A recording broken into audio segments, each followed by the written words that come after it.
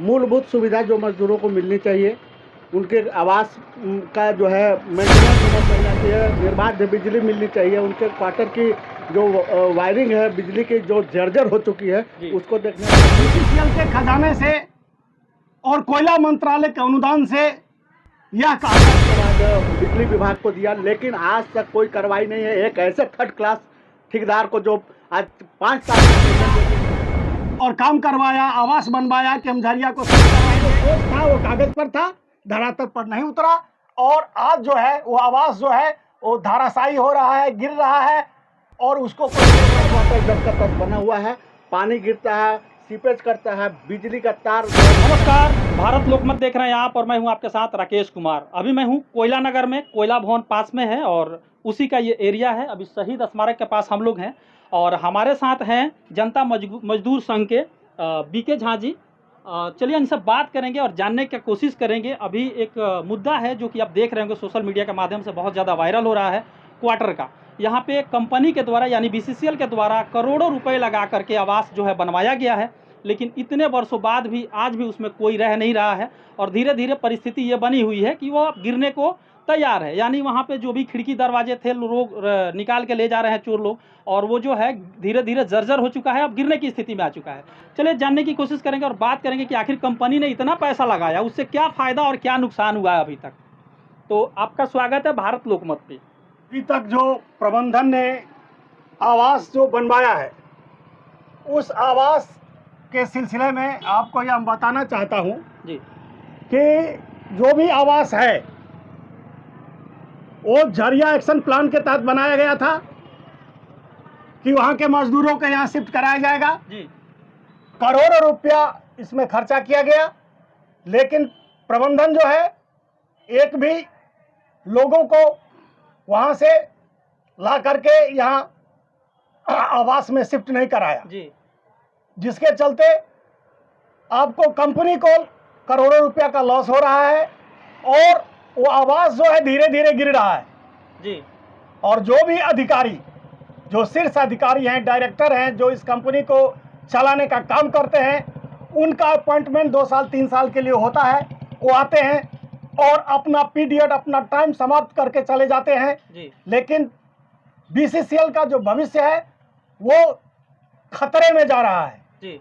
उसको देखने वाला कोई नहीं है। अच्छा, जो कंपनी ने इतना पैसा इन्वेस्ट किया ये क्वार्टर बनवाने में, अभी करोड़ों रुपए लग गए हैं और आज तक कंपनी का कहना है हमारे पास पैसा नहीं रहता, सैलरी देने के लिए, बोनस देने के लिए पैसा नहीं है। बहुत सारे लोग जो है डेथ कर गए हैं, उनका पैसा देने के लिए कंपनी के पास पैसा नहीं है। तो इतना ज़्यादा पैसा लगा के बनवाने का क्या ज़रूरत था? और बन भी गया तो उसमें कम से कम लोगों को रखवाना चाहिए। अभी कोई वहाँ पे रहने वाला नहीं है, वहाँ पे जंगल उपजना शुरू हो गया है। यही नीति प्रबंधन की खराब है जी। प्रबंधन ने उस समय बीसीसीएल के खजाने से और कोयला मंत्रालय के अनुदान से यह कह करके पैसा लिया और काम करवाया, आवास बनवाया, केमझरिया को शिफ्ट करवाएंगे, हम अपने वर्कर को यहाँ लाएंगे, वहाँ जो है खाली करवा करके बेस्ट माइनिंग करेंगे जिससे मेरा उत्पादन बढ़ेगा जी। लेकिन ये जो सोच था वो कागज पर था, धरातल पर नहीं उतरा और आज जो है वो आवास जो है वो धाराशायी हो रहा है, गिर रहा है और उसको कोई देखने वाला नहीं है।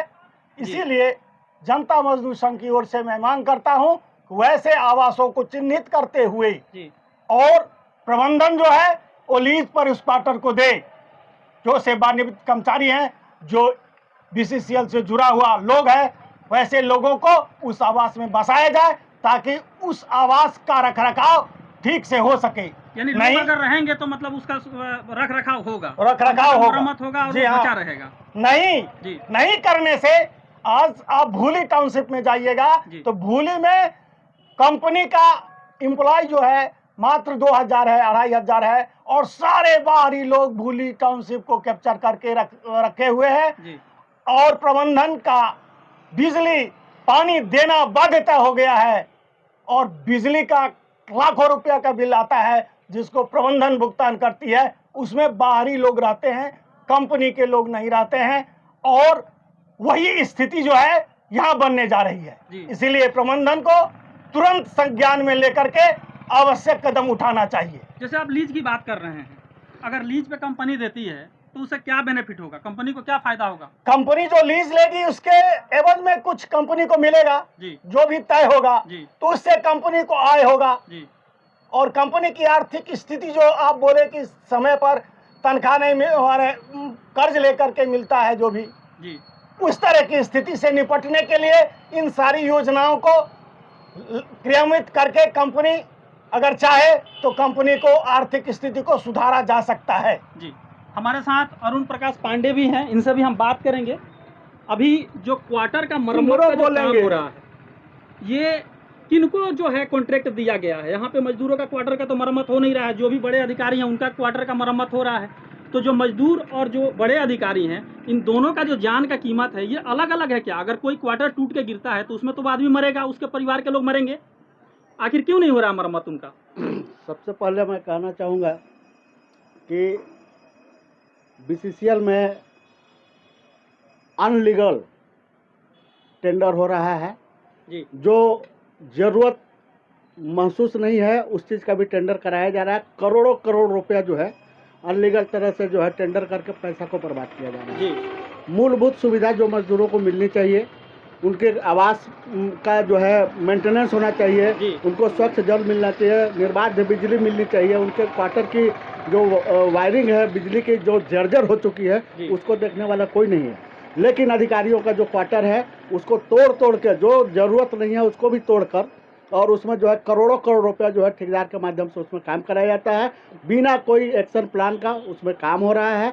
यहाँ जीएम सिविल जो भी रहे हैं, इससे पहले जो जीएम सिविल थे वो अरबों खरबों रुपये बीसीसीएल का जो है बर्बाद कर दिए अननेसेसरी काम करा के, जिसमें जो है ऊपर के जो अधिकारी हैं उनको इसमें हस्तक्षेप करना चाहिए था, लेकिन ऐसा कुछ हुआ नहीं। मजदूरों का क्वार्टर जस का तस बना हुआ है, पानी गिरता है, सीपेज करता है, बिजली का तार जो है नंगा घूम रहा है घर में, लेकिन उसको 50 बार हमने अपने यूनियन के माध्यम से संज्ञान में दिया, सीएमडी को दिया, डीपी को दिया, इसके बाद बिजली विभाग को दिया, लेकिन आज तक कोई कार्रवाई नहीं है। एक ऐसे थर्ड क्लास ठेकेदार को जो आज 5 साल से टेंडर दे दिया गया है, जो जिसके पास 1 रुपया पूंजी नहीं है, वो कंपनी का पैसा लेके और ठेकेदारी का काम अपना कंप्लीट करना चाहता है। हम लोग चाह रहे हैं कि वैसे लोगों को, वैसे लोएस्ट जो 65% या 45% बिलों में जो काम लेते हैं वैसे ठेकेदार को ब्लैकलिस्टेड करना चाहिए। जब 95% आप काम पूरा नहीं कर पा रहे हैं तो आप 65% लोएस्ट पर काम कैसे करेंगे? लेकिन यहाँ मिली भगत है प्रबंधन की और ठेकेदारों की, जो बिल अपना उगाही कर लेते हैं कंपनी से और कमीशन दे देते हैं। वहाँ के जो इंजीनियर हैं, वहाँ के जो जीएम हैं, सब टॉप लेवल तक कमीशन जाता है और कमीशन का टोटल खेल है। मजदूर भाड़ में जाए, मजदूर को रहने लायक कोई सुविधा नहीं है। कोयला नगर, कार्बी नगर, जगजीवन नगर, यहाँ तक कि कोलोरी में भी आए दिन क्वार्टर ध्वस्त होते रहते हैं, कोई ना कोई मजदूर दबते रहता है, लेकिन प्रबंधन को उससे कोई फर्क नहीं पड़ता। जैसे कि आप अभी बोले कि ठेकेदार ऐसे हैं जिनके पास पूंजी नहीं है और कंपनी उन्हीं को जो है टेंडर दे रही है, इससे कंपनी को क्या फायदा है, क्यों ऐसा कर रही है? फायदा कंपनी को नहीं है, फायदा वैसे अधिकारियों को है। अच्छा। जो कमीशन लेते हैं, अननेसेसरी जो काम हो रहा है, न वहाँ कोई ओवरसीयर जाता है, न कोई इंजीनियर जाता है। 12 एक का मसाला बनाता है, 16 एक का मसाला बनाता है, 3rd ग्रेड का ईंटा लगाता है, ऐसा पेपर वाल बिछा रहा है जिसका कोई कलर नहीं है, और करोड़ों करोड़ रुपया जो है अपना पैसा जो है लोग ले लेता है, और इसमें सिविल इंजीनियर से लेके हर लोग इसमें इन्वॉल्व। अब जैसा कि देख रहे हैं, बहुत बड़ा आरोप लगा रहे हैं जो अधिकारी हैं उन लोगों के ऊपर कि ऐसे ठेकेदारों को ठेका दिया जा रहा है जिनके पास पूंजी नहीं है और 3rd क्लास जो है मटेरियल का यूज हो रहा है, लेकिन फिर भी इस पर अंकुश नहीं लग रहा है। लगातार जो है ये बातें उठ रही हैं, फिर भी जस का तस ये परिस्थिति बनी हुई है।